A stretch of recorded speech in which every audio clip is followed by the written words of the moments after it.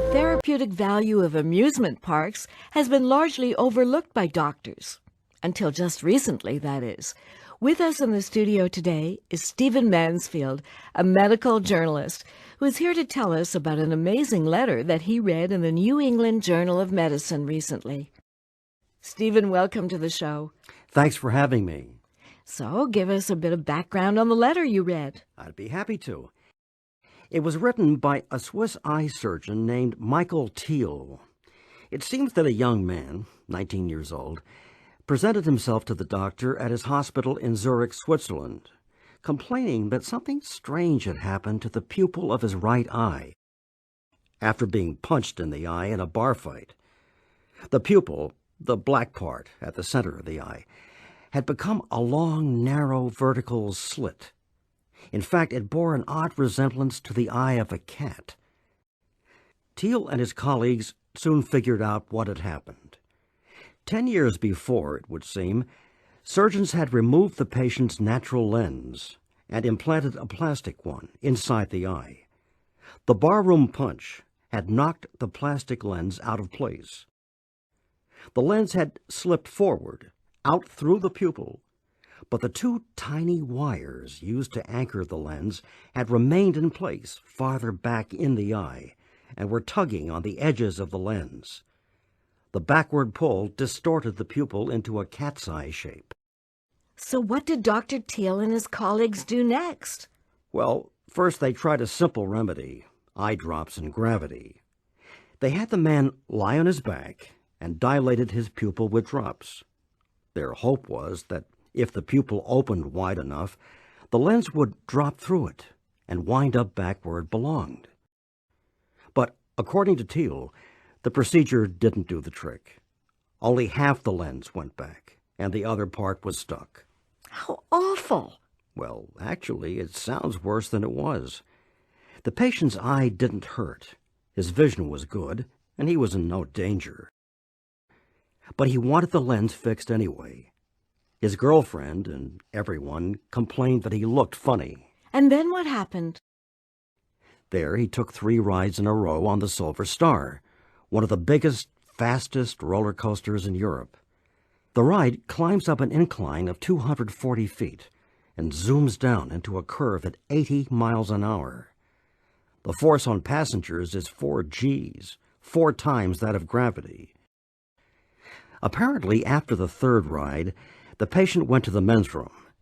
While washing his hands, he glanced at himself in the mirror and noticed that his eye looked normal. The pupil was round again. He called Dr. Thiel and explained what had happened. The unbelieving surgeon examined him the following day and, to his amazement, found that the surgery was no longer needed. The lens had slipped back into place. How did he explain what happened? The lens obviously needed quite some force to move it back into place. When the patient was on the roller coaster, he was in a state of anxiety, combined with a lot of adrenaline. Apparently, the adrenaline enlarged the pupil, and it was probably the combination of this and the enormous G-force that brought the lens back into place. Amazing. So does Dr. Thiel and his team of Swiss surgeons recommend roller coaster therapy to others with misplaced implants? In fact, Thiel has realized that the story is actually a cautionary tale. The obvious lesson to be learned here is that if a roller coaster can jolt an implanted lens back into place, it may also be able to jerk one out of place. Until recently, that might not have been so much of a concern, because most lens implants were used after cataract surgery on older people who probably did not ride roller coasters anyway. But now, implants are being used in Europe to correct nearsightedness in younger people. So even though riding a roller coaster was therapeutic in this case, the pastime may actually do more harm than good. That's exactly right. A dislocated lens can be more than a nuisance. If it slides far enough forward, it may seriously injure the cornea. Well, it's a good thing that I'm afraid of roller coasters. Thanks for the fascinating report.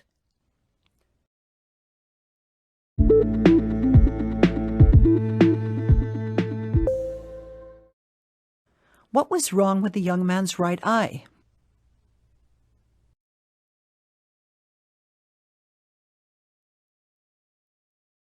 What was the first thing doctors tried to correct the problem?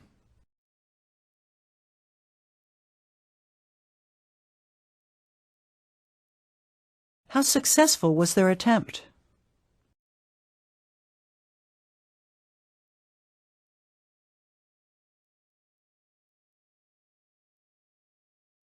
In Dr. Teal's opinion, what was it about the roller coaster ride that corrected the problem?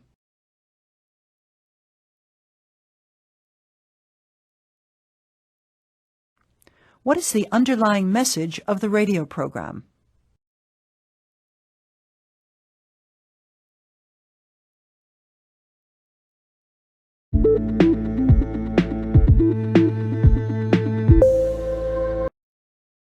The therapeutic value of amusement parks has been largely overlooked by doctors. Until just recently, that is. With us in the studio today is Stephen Mansfield, a medical journalist, who is here to tell us about an amazing letter that he read in the New England Journal of Medicine recently. Stephen, welcome to the show. Thanks for having me. So, give us a bit of background on the letter you read. I'd be happy to. It was written by a Swiss eye surgeon named Michael Thiel. It seems that a young man, 19 years old, presented himself to the doctor at his hospital in Zurich, Switzerland, complaining that something strange had happened to the pupil of his right eye after being punched in the eye in a bar fight. The pupil, the black part at the center of the eye, had become a long, narrow, vertical slit. In fact, it bore an odd resemblance to the eye of a cat.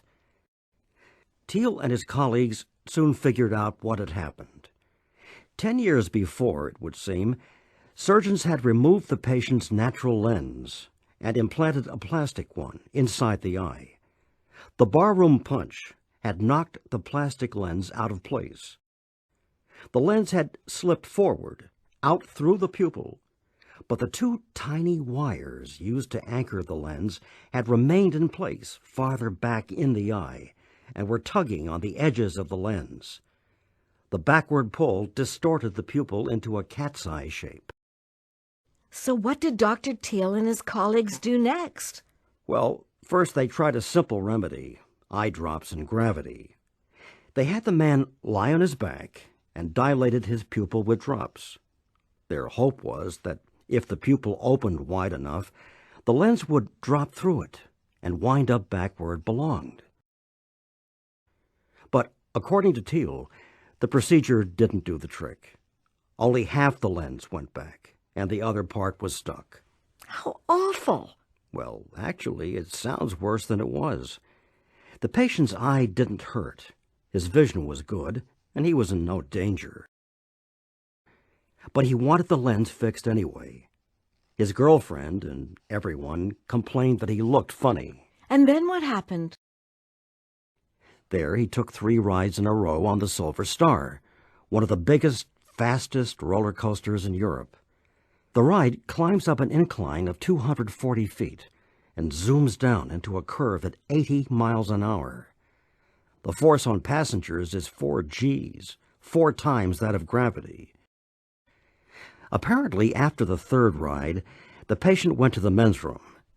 While washing his hands, he glanced at himself in the mirror and noticed that his eye looked normal. The pupil was round again. He called Dr. Thiel and explained what had happened. The unbelieving surgeon examined him the following day and, to his amazement, found that the surgery was no longer needed. The lens had slipped back into place. How did he explain what happened? The lens obviously needed quite some force to move it back into place. When the patient was on the roller coaster, he was in a state of anxiety, combined with a lot of adrenaline. Apparently, the adrenaline enlarged the pupil, and it was probably the combination of this and the enormous G-force that brought the lens back into place. Amazing. So does Dr. Thiel and his team of Swiss surgeons recommend roller coaster therapy to others with misplaced implants? In fact, Teal has realized that the story is actually a cautionary tale.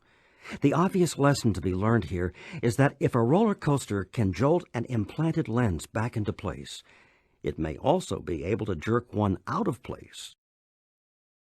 Until recently, that might not have been so much of a concern, because most lens implants were used after cataract surgery on older people who probably did not ride roller coasters anyway. But now, implants are being used in Europe to correct nearsightedness in younger people. So even though riding a roller coaster was therapeutic in this case, the pastime may actually do more harm than good. That's exactly right. A dislocated lens can be more than a nuisance. If it slides far enough forward, it may seriously injure the cornea. Well, it's a good thing that I'm afraid of roller coasters. Thanks for the fascinating report.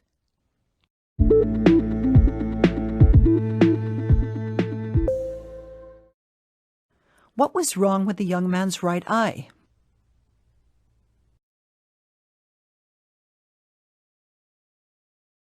What was the first thing doctors tried to correct the problem?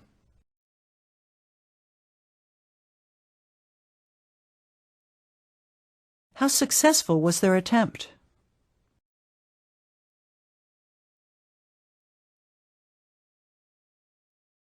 In Dr. Teal's opinion, what was it about the roller coaster ride that corrected the problem?